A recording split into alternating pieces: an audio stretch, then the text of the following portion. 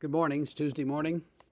Today we read from Matthew 9, verses 1 through 8. Getting into a boat, Jesus crossed over and came to his own city. And behold, some people brought to him a paralytic lying on a bed. And when Jesus saw their faith, he said to the paralytic, "Take heart, my son, your sins are forgiven." And behold, some of the scribes said to themselves, "This man is blaspheming." But Jesus, knowing their hearts, their evil thoughts, said, "Why do you think evil in your hearts? For which is easier to say, 'Your sins are forgiven,' or to say, 'Rise and walk'? But that you may know that the Son of Man has authority on earth to forgive sins." He then said to the paralytic, "Rise, pick up your bed, and go home." And he rose and went home. When the crowd saw it, they were afraid, and they glorified God who had given such authority to men. What's easier to say? Take up your bed and walk, or your sins are forgiven? I mean, I think for us, we might say, well, it's easier to say your sins are forgiven because, there's no proof. But for Jesus, he can forgive sins, and so he says, okay, I'm going to make this point. I'm going to forgive this man's sins, and to prove it, I'm going to make him heal him so that he can walk on his paralyzed legs. That's a miracle that no one could dispute, and so no one could think, well, if he can do that, I guess his sins are forgiven. And Jesus' point is that he has the authority to forgive sins, and he proves it with his healing miracle.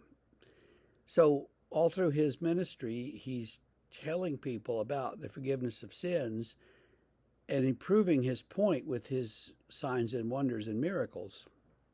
So the point of his work is not that he heals people, but it's that he brings forgiveness of sins, and the healing just comes along behind that, with that,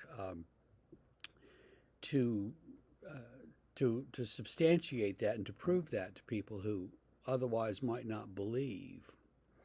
And so for us, what's paralyzing us, what's holding us down, what's holding us back, what's preventing us from doing the ministry to which we are called in our baptism, what is making us afraid of proclaiming his forgiveness of sins and telling people the good news about Jesus? There are all kinds of things that hold us back and paralyze us, and Jesus says, don't worry about those. Get up and walk. And the man did and went home. And that's the amazing thing is then, there's no secret to this anymore.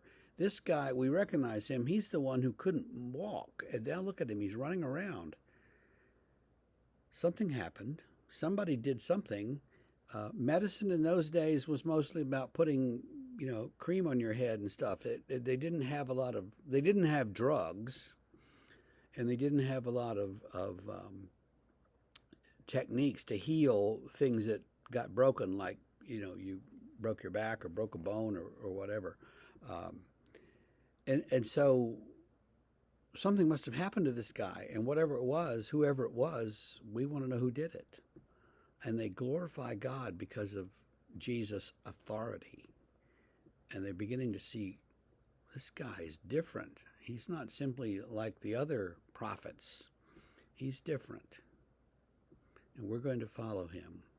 So when something's paralyzing you, remember, he's different.